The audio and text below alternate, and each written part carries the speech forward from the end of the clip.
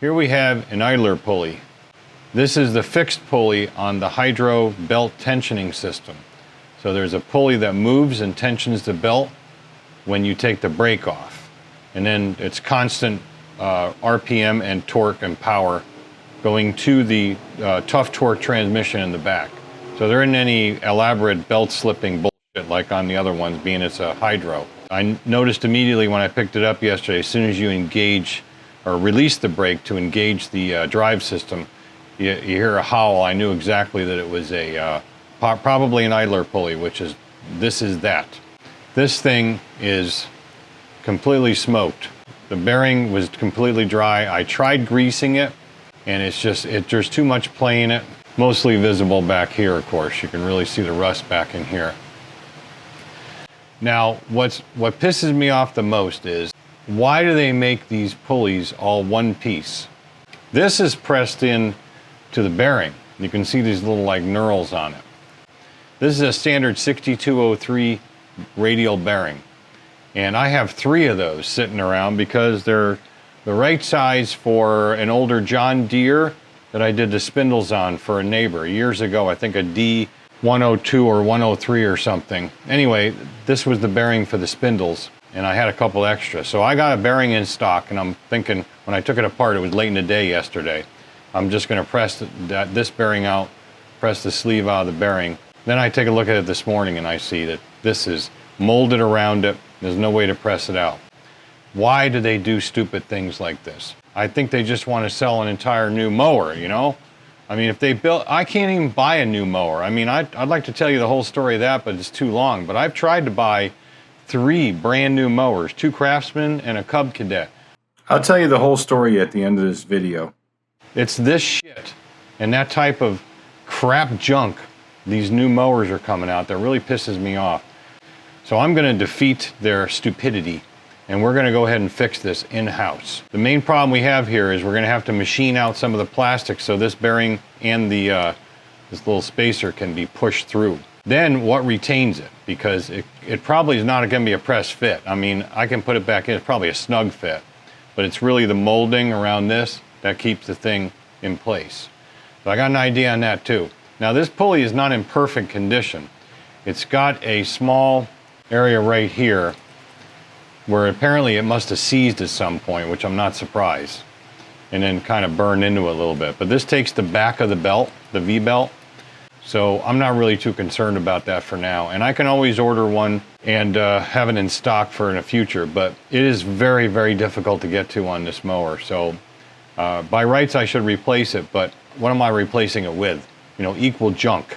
I'm gonna go ahead and fix this one, get it back in service, because the problem I have here, I had to take the Valkyrie off the lift to work on that. I know it looks like shit right now, but it's actually a pretty nice mower. It's a YTS-3000 Craftsman. But I had to take the Valkyrie off the lift to do that because I'm still waiting on parts for this thing, for crying out loud. I don't know what's going on with the post office, but all of a sudden, their shipping speeds slowed to a crawl. So I'm still waiting on the final parts for this, and I'm certainly not gonna sit idle for days. So I wanted to get this going.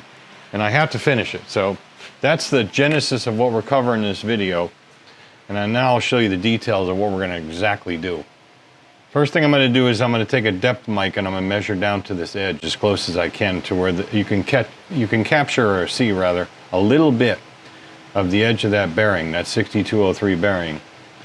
So I'm gonna make sure I have that depth because we're gonna end up cutting a snap ring groove into this to hold the bearing in one side, to use the existing shoulder on the other. Now this sits this way. So as far as gravity goes, you probably wanna keep this side, so the thing doesn't wanna fall down. But to keep it from going up, we're gonna put some sort of a snap ring on this end. So I wanna measure that depth. I could always machine it away and then check the depth. I might do that too, but I'm gonna do it now and then. And then we're gonna measure this existing plastic, then measure a good 6203, which like I said, I have 3 of them, and know exactly how much to take out. We'll chuck it up in the 3-jaw, figure out what tool we're gonna use. We'll go in here and take that plastic out, and then push this out and do the rest of the stuff. As far as any detail work on the snap ring groove, that is forthcoming. The OD of a 6203 is an Imperial 1.5, we'll say 1.575. As far as this little counter bore goes, 1.4, what is that, 1.4, let's say 1.445. Okay, right, so the overhang is 65 thou. So that's all we got to take out. And then we can push it past the plastic. So I'll show you a trick here. You put your tool upside down, and you still run the lathe in your normal direction of forward, but you can operate on the back edge of the workpiece, so you can actually see the surface that you're cutting. Often helps greatly in these kind of situations. We're just going to have to see if we can even get in here far enough to get up to there without hitting that bearing thing. So this is as far as we can go because we hit the center of the bearing. See, if I could push the bearing out, we'd have access now. Doy. I don't know, see what we can do. Whoops, try turning it on. All right, just touching off there. See how far we can get in. Because it may be close enough. Then we can push the bearing out maybe past even a little lip, or take that little rest of it out by hand. And then we can push the bearing out and clean the rest of it up. But I do need that depth, so I don't know, I'm gonna try it. So I'm touched off. I'm gonna zero the X. And we'll come in like, I don't know, 20 thou or so.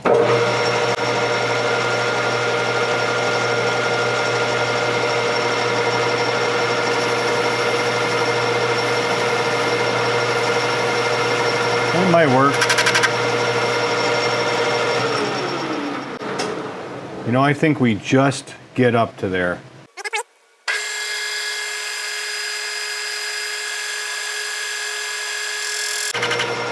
$40. This would be $60.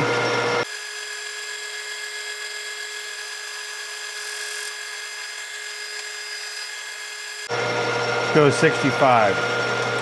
And shut that off. I'm going to go a tad more because of the give in the plastic. A couple thou, maybe 5.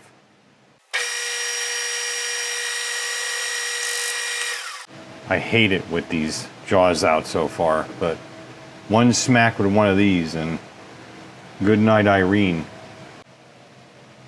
I'm not going to show it on camera, but I'm going to push it out. But the first, see, this is loose. It loosens itself up. I am going, excuse me, I'm burping. I am going to check the depth first. Deburr this, do a depth check, and then write that down. And then I'll push this out. See if it works. Oh yeah, you know what? Let me show you this. We were coming up to that edge because you see how shiny it is right there? So we're touching the edge of the bearing, not the center. That works out pretty well.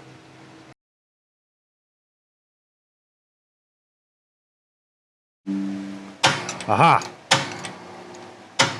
This is somewhat of a press.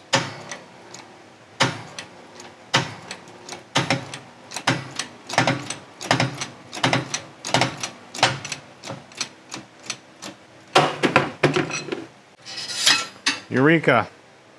Not too shabby. Clean that up in the lathe, and no worse for the wear. Here's that spacer. I thought this one was going to give us the most trouble. It's not. Eureka! You see, it's got like a knurl on it. Not a knurl, but almost a spline. Off camera, I ground this tool up to make the groove for the snap ring. This is a pre-profiled high-speed steel tool. It's supposed to be for ID boring that I got a while back when I had the Atlas Craftsman 618 lathe. What we're going to use is a spring clip like this, which is from like a motorcycle fork. They typically sit in the top of the fork tubes, you know, to hold the seal in.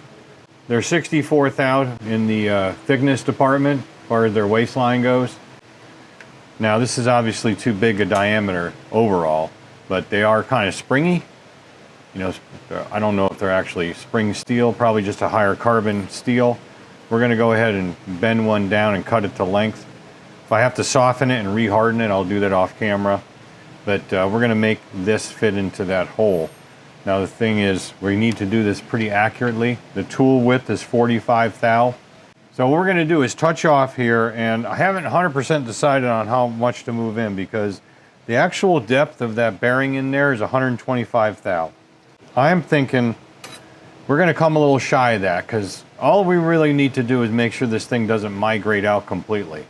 And I don't want to take a chance of cutting a groove that's too deep and then it can't be utilized, or I have to come and widen it, and I don't want to do that. So I'm thinking I'm going to run it about 118 in from the outer edge here, and maybe 120 tops. That'll bring that edge of that tool to the depth that I want at this point, and then we just back out the thickness of the ring, less the thickness of the tool.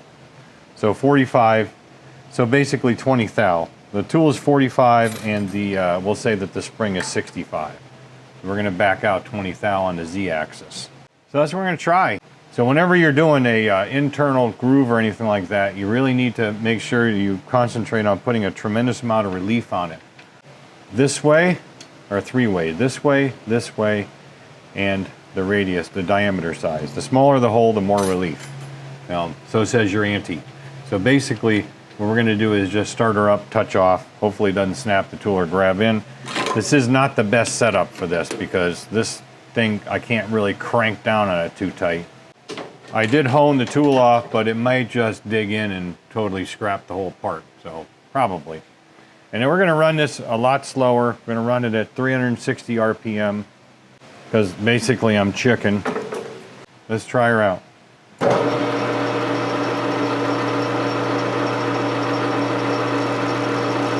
Touch off. I'm going to move in 118 thou.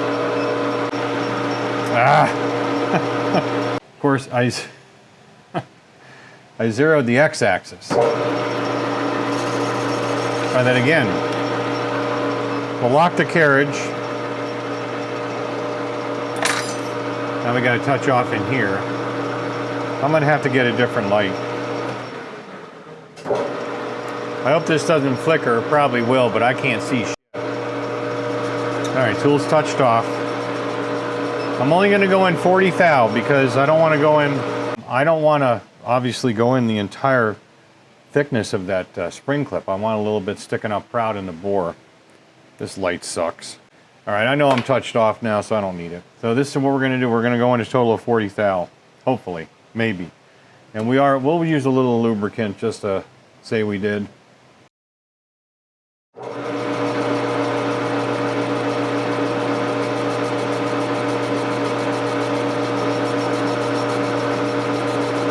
It's cutting.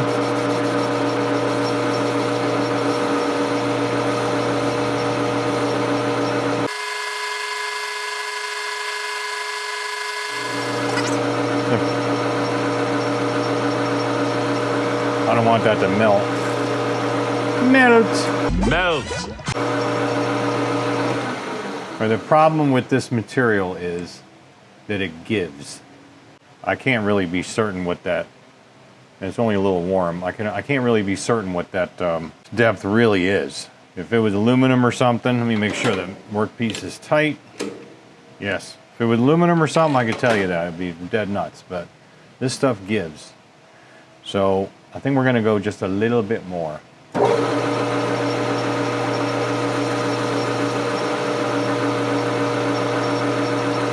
Set a 0, and then we're gonna back out. I'm going to come back 20 thou on the z-axis because I want to just plunge it in and we'll clean it up that way. I don't trust this tool to just move it backwards. So I move the z away from the chuck, 20 thou.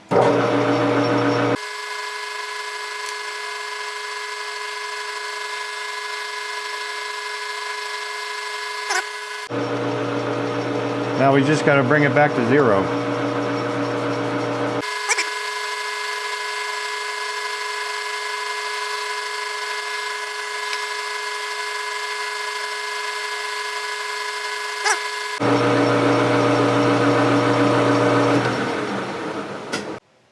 Now, normally I don't stop a tool while it's engaged with a workpiece, but This plastic's pretty soft, so I'm not going to worry about it. I'm test fitting what I can of the snap ring, and I've got the width good. It's a little bit wider than the ring. That's okay. When an additional 15 thousandths in, I figure closer is better to the bearing than further away. But I don't think the slot is deep enough. Remember, this gives, this plastic gives. Speaking of which, to make sure we're tight. Yep, and then I'm going to take the slot in an additional 15 thou or so. Luckily I have that still set for 0, so I know where I'm at basically, hopefully. I'm coming back to the inside edge, inside lip, noting where I'm at. Take 18.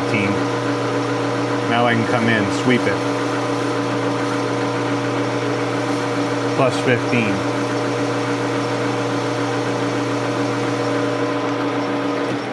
A little TNA with this, you know, trial and error. Alright, so this is what I'm doing. Taking the snap ring, like I'm trying to start it, and I'm feeling how much it's proud of the outside, right where I can get it in. That looks pretty good. I'm not going to go any more. I'd say about 2/3 of the thickness of this is in the hole, no, in the slot. You know what I mean. Alright, we can pull this out now, and I'm going to figure out, I'm not really sure how I'm going to size this thing up, so if it looks interesting, I'll show some of it. If not, I'm just going to go ahead and do it off camera. But there's our slot, our groove. I keep calling this slot, it's a groove. We'll put the spacer into the bearing first, if I can find it. Forgot where I put it. There it is. Okay. I'm going to use some Loctite 271 on that, because I'm never taking it out again. I want to make sure it stays. Probably will. It seemed like a fairly snug fit when I pushed it out. I mean, what's the worst that can happen, you know? It won't work. Never mind that wire back there. That's 100% to NEC electrical code and the Southern Building Code and James Bond 007 code, the whole bit. You gotta trust me on this. The bearing is, you know, all done, packed with grease, ready to go, as far as you know. It'll be a lot easier pushing down on this into the housing. Oh yeah, look at that. I'm glad I put some Loctite on that. That ain't very tight. That's a one-way deal, you know, got those serrated, you know, whatever you want to call them.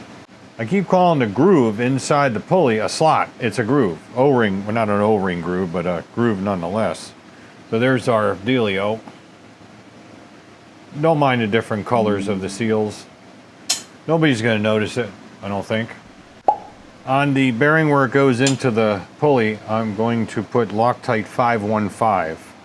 Found this to be pretty good stuff when rubber and plastic are involved.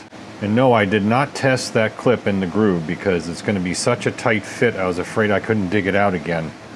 Alright, let's try it. See where we screwed up.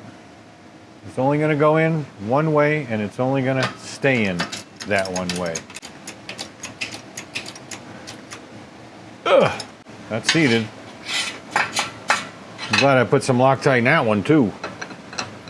That 515 is pretty good for this stuff. I don't know if the light's any good here, but that's not bad. You see the groove is slightly, looks like it's slightly above or right at the level of where the bearing sits. Close enough. So let's go snap it in and see if it doesn't, you know, crash and burn on us. All right, conveniently that sort of fits inside the jaws of the vise here.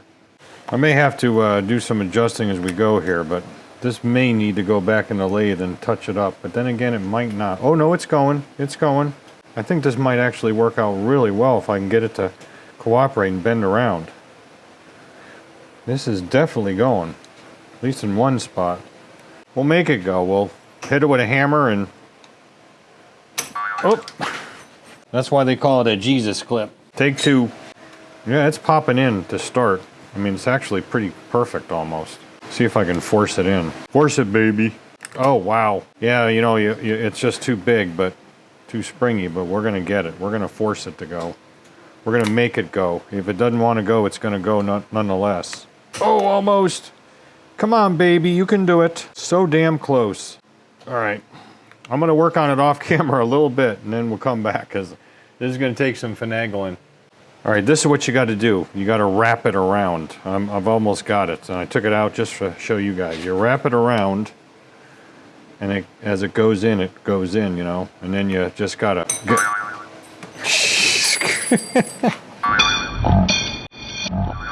Man, this video is gonna be packed with boing sounds. Come on, baby. You know you want to go to Papa. You want to come home to Papa. Like I said, I didn't want to try it because I was certain that it would not come back out. But that looks pretty damn good. Right there. Yeah. Look at that. May not exactly or actually be in all the way. Ah, yeah, there it goes. Needs a little bit of persuasion. Now it's in. Oh yeah, look at that. Now let's take a look at it. Now that is a well-seated spring clip.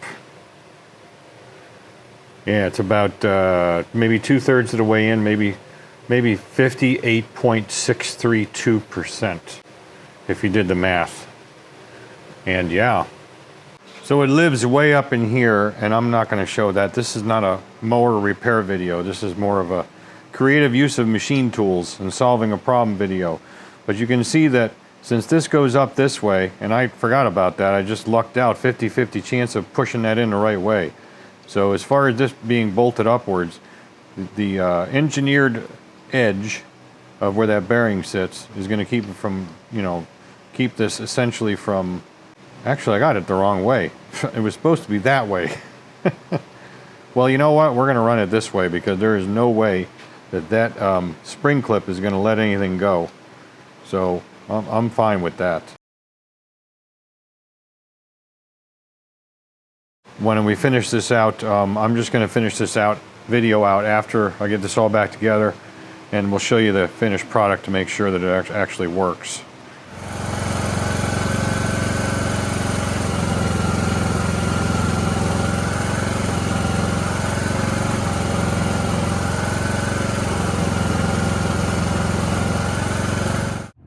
Little break in the action. We got to run down to Metal Supermarket in Sarasota, get some materials because I'm pretty much out of everything, and we got to make some stuff for a couple of customers. All right, finished picking up our metals at Metal Supermarket. Traffic is backed up major league due to construction up the road, so we had to turn around. We're going to have to go around a long way. So that gives us ample time. I'll tell you the story on this riding lawnmower thing that I referenced early in the video. So this goes back about 2 months, and it has to do with Tractor Supply. So I went over to Tractor Supply a couple months ago to look at an XT1, I think it's called, one of those Duros, whatever they mean by that. My neighbor's got one, and he likes it a lot. I ended up buying one, but it was kind of rough. Brand new mower, sitting outside in the sun, got some corrosion on it. I said, look, this thing's rusty. It's not like brand new.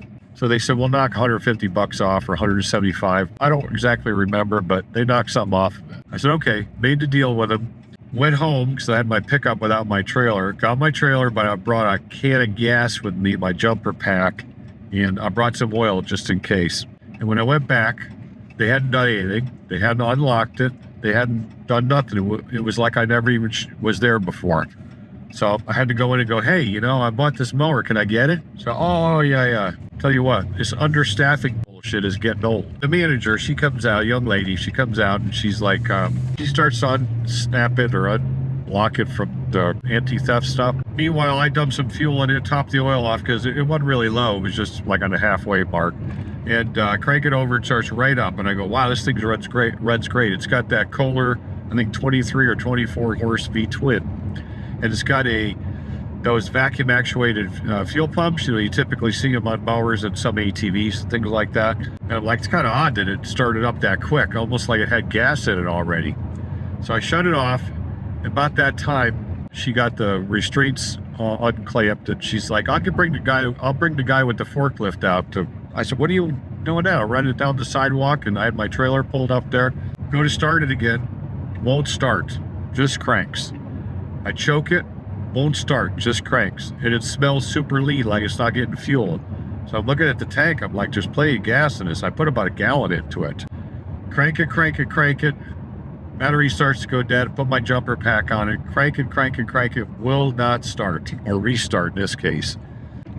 So at that point, the manager lady, she's like, well, you know, I got other things to do. And she kind of walks off, and another guy comes out and he goes, oh, well, they all do that. You just have to wait for a while. And I go, what are you talking about? They all do that. I said, so the scenario is, I'm cutting my grass. I got to go inside and take a piss. And it takes me 2 minutes to do that. Well, my age, maybe 4. And then I come back out and I got to wait like 5 or 6 or 8 more minutes for it to restart. He said, we got to choke it. I said, I am choking the damn thing. It won't restart no matter what I do. He's like, oh, they all do that. And I go, bullshit, they do. Finally, it does restart after about 10 minutes of sitting. So I shut it off, maybe wait 30 seconds, go to start it again, will not restart. Just cranks and cranks and cranks. And I said, this thing's defective. The manager lady, by that time she had come back out, and she said, oh, well, I got a brand new one in the back. We'll give you that one, but I can't give you any discount on it. I said, after all this trouble, I don't get a discount on another one, and this one's clearly defective. Nope, can't do anything for you. I said, that's real shitty customer service. So she said, the way it is, I can't do anything for you. So she refunds my money. I leave. I immediately place a phone call to customer service. I complain. I wrote a letter to the CEO of Tractor Supply, and I didn't hear anything for quite a while. I wrote a second letter to Tractor Supply, complained. Finally, like weeks later, I get a phone call from the regional manager, and he said, shouldn't have been treated that way. We're real sorry, and if you want to go back, we'll give you that mower and give you $200 off. And I said, forget it. I don't trust you guys now. I don't trust that mower, so thanks, but no thanks. And he goes, okay, you know, we're just trying to make it right. And I'm like, yeah, well, you should have made it right the first time. So fast forward to, I don't know, about a week and a half ago, I said, you know, I'm going down to Lowe's because online I saw they have a couple of big Craftsmen that got, coincidentally, the same Kohler V-twin engine. They were on sale. This was around Memorial Day, so they had a Memorial Day sale.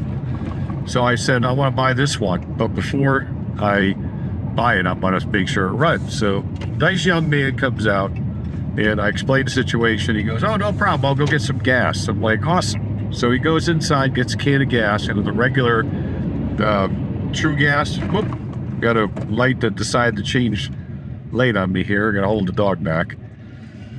And so he gets a can of gas, and he comes out and puts it in, and we crank it, and it starts right up. And I said, excellent. I said, but let me check something. Shut it off, wait about 30 seconds, go to restart it, won't restart. Same exact situation. I said, there's got to be something wrong. I told him about the situation I had at Tractor Supply. He's like scratching his head. I don't know. I've never seen this do this before. An older gentleman came in. He was walking up to Lowe's, and clearly an employee. He had his vest like wrapped around his arm, like he was carrying like a coat jacket, you know. And he said, oh, I'm going to go clock in. I manage, you know, I do the repairs and stuff. He said, I'll come out and help you. Super nice guy. Both of them were real nice. And he comes out, and I show him what was going on, and he's like, what the hell?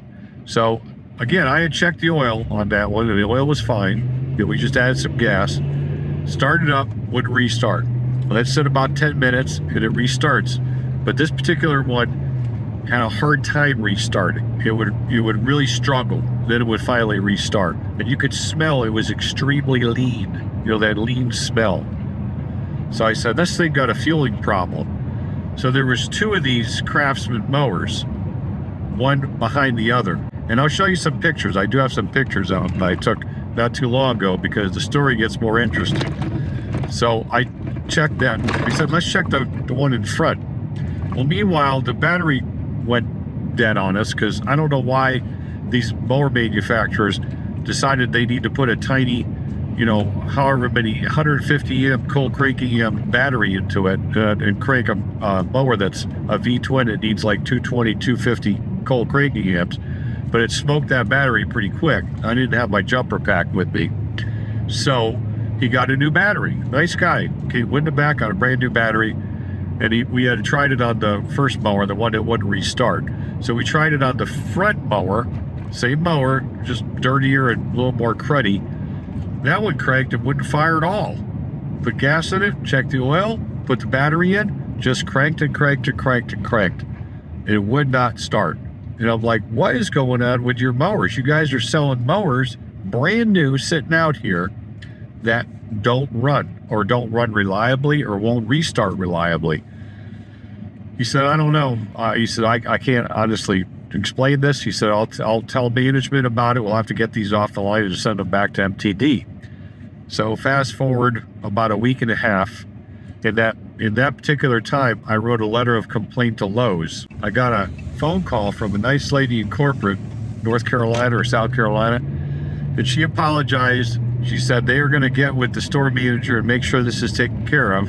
And I said, well, it's interesting you mentioned this and call about this time, because I went down to Lowe's and them two mowers are still sitting there up for sale.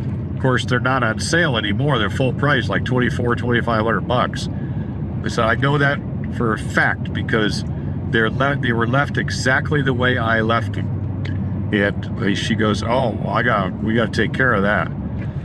So fast forward to about a week ago, maybe even 4 or 5 days ago, I go back down to Lowe's for something. Those two mowers are still sitting there. Nothing's been done with them. They're exactly the way I left them. And there's a third one in a row, so they just simply added one to that row of the same exact model. Nothing's been touched on it. Okay, I was looking for a belt for this old mower that I showed you this video, deck belt. They showed 4 in stock and they had none. So I was kind of pissed off about that. So I've since, it's just amazing. So I've since called that lady back at corporate and left her a voicemail and said, this situation still exists. You guys are incompetent. That store manager should be terminated. And I'm certainly not going to buy a mower from you. And all of a sudden, of course, my sinuses explode and now my nose is completely clogged. Do not know why, but it just happens. It is what it is. So now I'm a little nasally, but I want to finish this video out and just say that's the story of incompetence, irreverence, and just the way things are nowadays, because people are just idiots that work in these places. I think a lot of them, or many of them, are well-intentioned, but those numbers are dwindling. And I think also what's dwindling are the levels of intelligence of these people working in retail, especially in where it involves mechanical stuff. And, you know, as such, you go and buy a brand new mower and it's a piece of shit, you know. That's why I buy the older stuff and fix it up, because I know what I got and I know that I do good work. So if you like what you saw and you want to see more good work like that, you know what you need to do. Stick around, because we got some other stuff coming in. There's a gentleman up in Gainesville that reached out to me. He has a 71 CB750 that wants me to do some work on it. He specifically said, you're about the most anal, you-know-whatter I've ever seen when it comes to anal and obsessive compulsive when it comes to detail work. I want you working on my CB. And he's out of the country right now. I don't know where he's at, but it doesn't matter. He's going to be back in the middle of July or so. So he's going to bring it down, and you'll see that on the channel as well. Like I said, you got to stick around to see that. So you know what you need to do. Like, share, subscribe, share it with your friends. Share it with your auntie. Maybe she'll like the auntie joke. You never know. Then you can notify when I put more crap like this up. Till then, we're almost home. Probably going to take the rest of the day off because it's getting hot. Ichabod is laying right here, and he's being a really good boy. So folks, as always, don't just repair, restore, especially old mower junk. Thanks for watching. Catch you on the next video. What?